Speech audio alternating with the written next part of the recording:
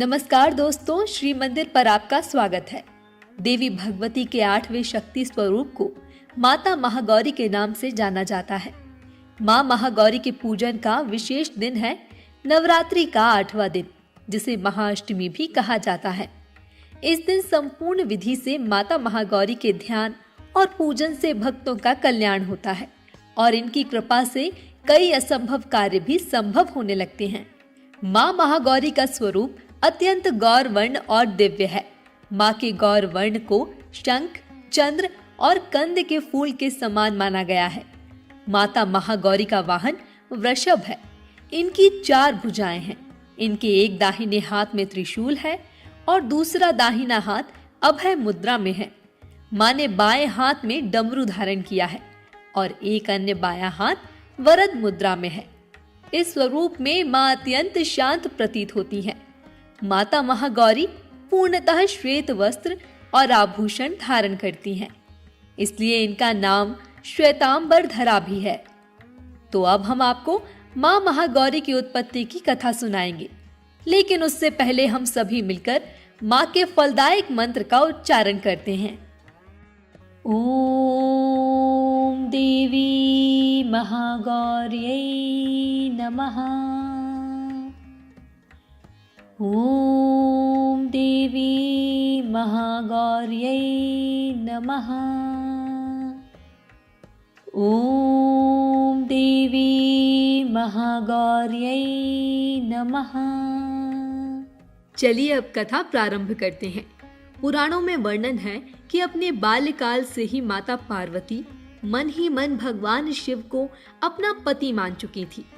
शिव शंभु से विवाह करने के लिए मां पार्वती ने कई वर्षों तक कठोर व्रत और तपस्या की, जिससे उनका पूरा शरीर श्याम वर्णी अर्थात काला हो गया था।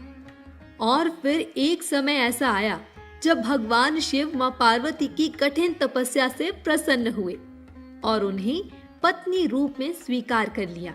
इस तरह मां पार्वती की अपने मनवांछित वर को पाने की तपस्या पूर्ण हुई और तत्पश्चात मां ने गंगा जल से स्नान कर स्वयं को शुद्ध किया।